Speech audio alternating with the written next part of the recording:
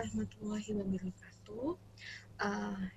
Ini ada mata kuliah arsitektur dan lingkungan pertemuan ke-14 dan 15. Setelah ini Ibu akan memberikan memberikan tugas UAS untuk kalian.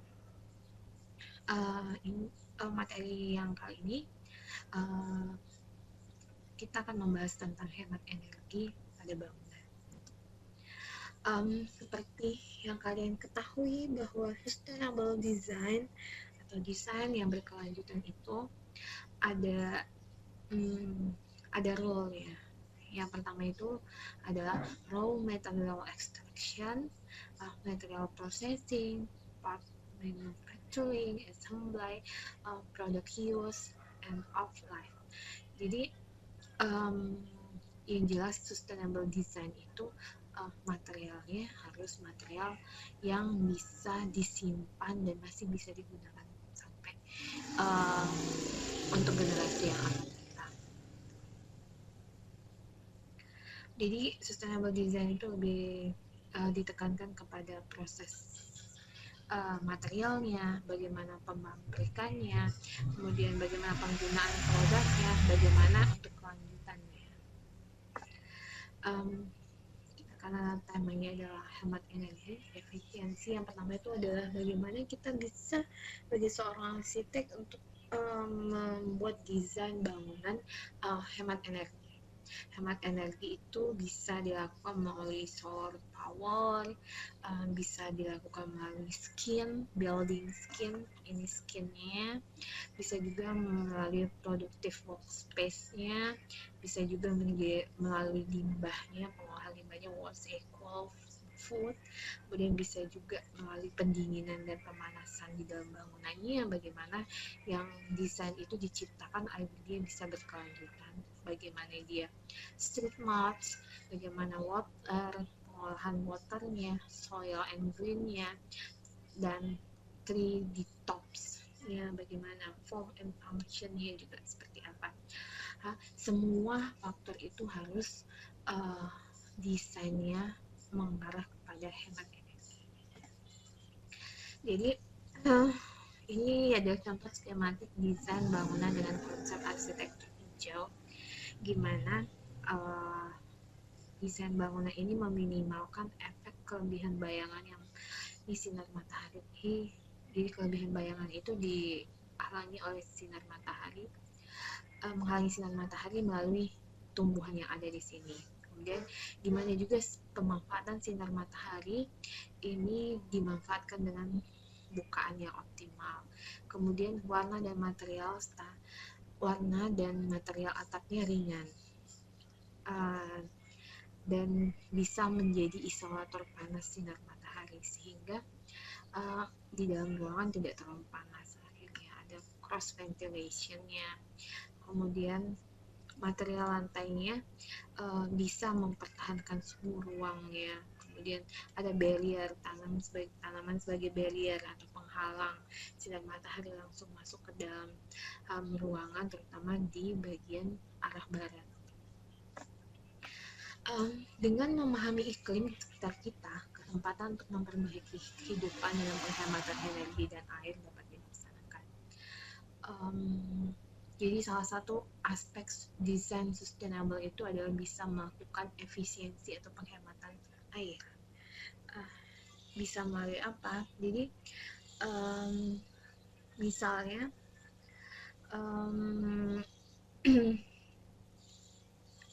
kita bisa menghitung berapa penggunaan air kita setiap harinya. Jadi berapa persen efisiensi yang bisa kita lakukan terhadap penggunaan air itu. Ini gunanya untuk apa? Untuk menyimpan air untuk masa yang akan datang, agar kita nanti tidak terjadi krisis air. Kemudian ada degradasi lingkungan. Degradasi lingkungan ini ya bisa dilihat di gambar. Jadi gimana kalau kita membiarkan energi terkuras banyak, akan menimbulkan dampak. Gimana nanti akan bisa menimbulkan dampak itu itu beberapa puluh tahun kemudian. Bisa dibayangkan menjadi kota kita menjadi suram seperti ini, sedangkan yang ini dia tetap menjadi hijau. Environmental degradation ini bisa dilakukan melalui apa? Melalui climate change, overpopulation, non-renewable product, deforestation, low quality of life, high pollution, carrying capacity limits, drop in food, high mortality rate. Jadi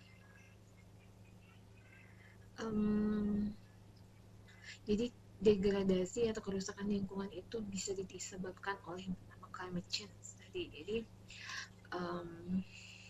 pertukaran iklim yang kontras, kemudian populasi yang berlebihan, populasi penduduk dunia yang berlebihan, akibatnya konsumsi energi menjadi meningkat. Kemudian tidak ada energi renewable product, jadi tidak ada produk yang dihasilkan itu yang bisa di renewable lagi, maksudnya bisa digunakan kembali. Kemudian kerusakan hutan, deforestation, kemudian kualitas yang hidup yang rendah, populasi yang tinggi tadi, kemudian banjir dan tingkat kematian yang tinggi, itu menyebabkan penurunan lingkungan, degradation environmental. Kemudian makanya sekarang bangunan itu, hampir semua bangunan itu mengarah pada konsep yang namanya konsep arsitektur hijau atau ekoarsitektur. Melalui apa? Melalui hemat energi, itu yang pertama, itu dari sistem kelistrikannya, dan penggunaan panel surya untuk memakai listrik mandiri. Kemudian sistem sanitasinya menggunakan septic tank yang ada penyaring biologisnya sehingga bisa mengurangi pencemaran tanah, sehingga tidak akan menimbulkan kerusakan lingkungan. Bagaimana juga dengan sistem drainasenya, misalnya dengan sistem renteng untuk sumber resapan buangan air mandi, mengisi air tanah untuk penghijauan lahan. Bagaimana juga sistem pencahayaan dan pengudaraan dengan mengoptimalkan bukaan dan pencahayaan pengudaraan secara alami dan mengurangi penggunaan pemanas dan pendingin buatan. Seperti itu. Kemudian ini salah satunya, jadi kita menggunakan punya listrik sendiri. Jadi menggunakan panel surya, karena panel surya itu memanfaatkan energinya dari sinar matahari yang ditangkap oleh panel surya, sehingga listrik di rumah kita tidak perlu menggunakan bisa mengurangi penggunaan yang dari PLN, karena PLN itu menggunakan bahan bakar yang makin lama akan semakin berkurang kemampuan kita.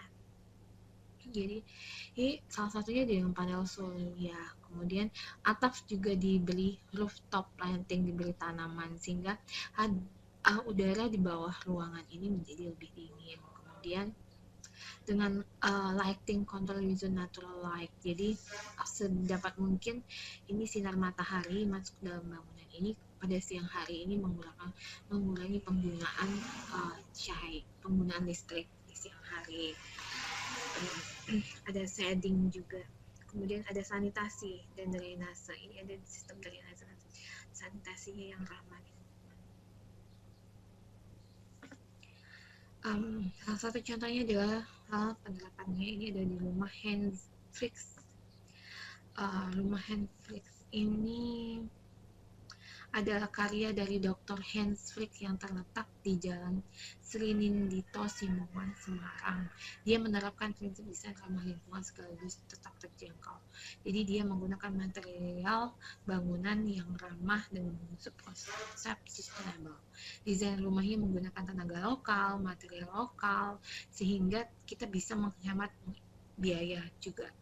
Kemudian material batako, batu alam, kayu yang didaur ulang, atap genteng, serta baja. Selain itu limbah daur ulang berupa ubin bekas, ada limbah kertas, juga yang didaur ulang untuk penggunaan di rumahnya ini.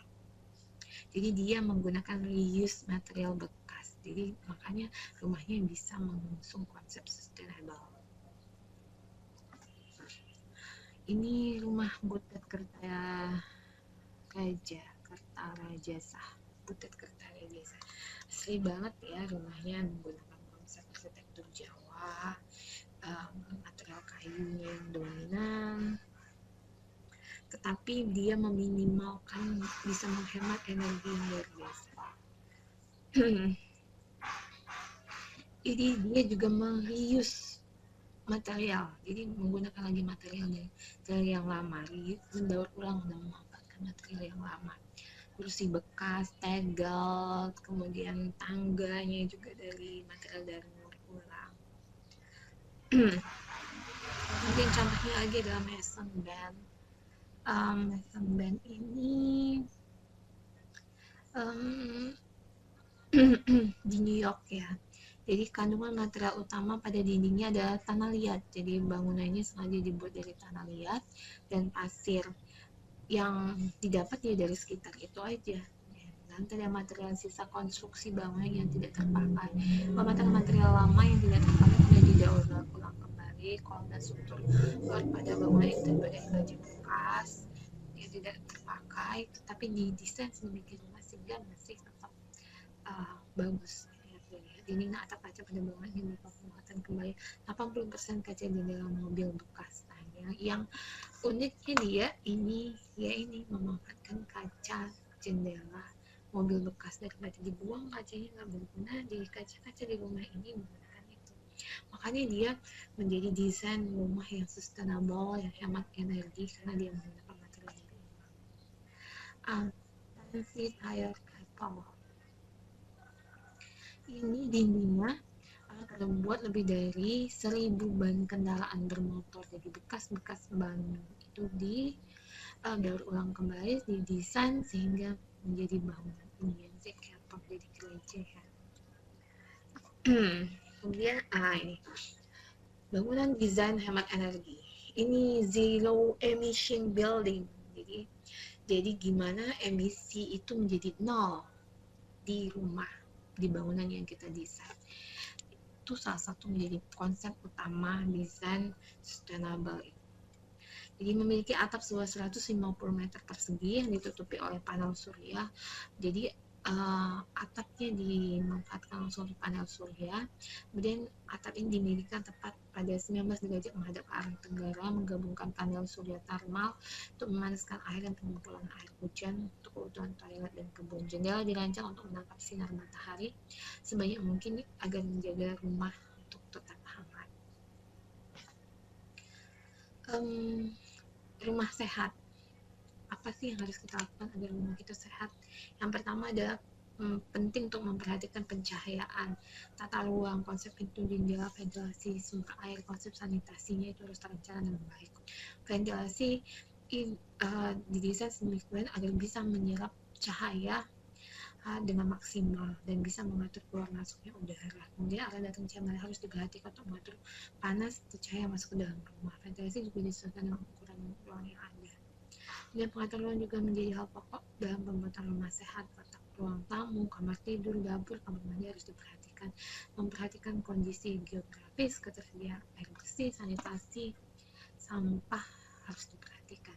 Kemudian ini adalah rencana Taman Ismail Marzuki, Jakarta Pusat.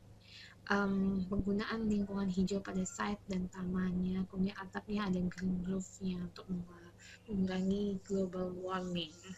Itu pemanasan global yang jadi isu saat sekarang. Taman hijau, kota RTH, ruang terbuka hijau, artificial sungai dibuat sepanjang sisi barat laut. Ini Taman Ismail Marzuki. Ini perkerasan jalan pejalan kaki yang dimana dibuat perkerasannya masih memungkinkan untuk terjadinya peresapan air. Dan vertical garden, ada taman vertikalnya. Ini vertical garden, salah satu fungsinya untuk penetrasi panas sinar matahari. Ini vertical gardennya. Kemudian macam-macam taman vertical garden itu ada bermacam-macam, bisa buncis, bisa kacang, mentimun, buah-buahan ya, melon, anggur. Itu biasanya tanaman yang merambat. Yang bagus itu markisa, bagus banget, peterseli, ketumbar, mint dan sebagainya, itu bisa menjadi vertical garden. New biological. Ini semua bentuk-bentuk vertical garden. Kemudian hemat energi bisa dilakukan juga dengan menggunakan roof garden. konsep memanfaatkan atap dak sebagai taman untuk ruang hijau. Jadi bagian atap ini yang menggunakan atap dak jadi dibuat taman atau ruang hijau, roof garden.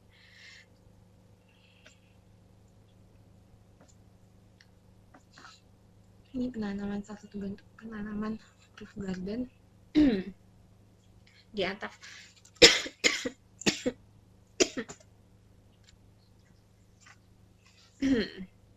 Jadi ada prinsipnya dalam membuat roof garden itu atau green roof. Jadi kita harus memasang selaput anti air atau waterproof membrane tahan air agar tidak merusak daknya itu sendiri. Kemudian tambahkan penopang akar jika aspal hal perlu diberi pelapis tambahan agar tanaman mendapatkan nutrisi. Kemudian ada layer drainasenya atau lapisan drainasenya agar untuk mengatasi genangan air pada atap. Campuran kerikil dan batu apung dengan ketebalan lapisan sesuai kadaluarsan area. Kemudian kita harus memasang filter. Filter yang baik adalah filter yang memiliki sistem penyaringan yang sangat tipis namun kuat dengan berdaya serap tinggi. Kemudian ada media tanamnya, ada install drip irrigation. Jadi untuk mengalirkan atau menyiapkan air secara merata pada seluruh tanaman. Jadi sehingga tanamannya meskipun di atas dia tetap bisa hijau.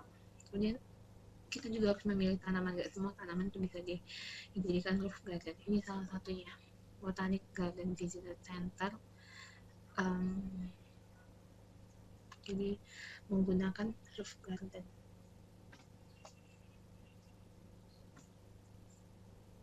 Park Urban Roof Garden di Japan. Ini juga tamannya ya dari taman urban roof, gimana skalanya lebih luas. Ini juga karena bangunan sekarang yang salah satu prinsip sustainable design itu adalah penggunaan roof garden atau vertical garden juga pada bangunan. Jadi banyak sekali manfaatnya untuk bangunan itu sendiri, untuk hemat energi. Ini Nanyang Technology University di Singapura. Dia juga memanfaatkan roof garden pada desain bangunannya. Museum Frankfurt di Jerman ini memanfaatkan panas matahari sehingga di dalam ruangannya tetap panas.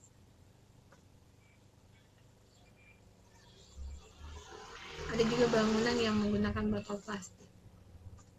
Ini dia botol plastik yang disusun demikian. Ini bahan-bahan banget lunak. Ini ada Green School di Bali. Material menggunakan bambu, alang-alang, rumput gajah, dan tanah liat di atasnya, sehingga desainnya ya sangat sustainable, tidak merusak lingkungan dan memanfaatkan apa yang ada di lingkungan sekitar. Ini dia.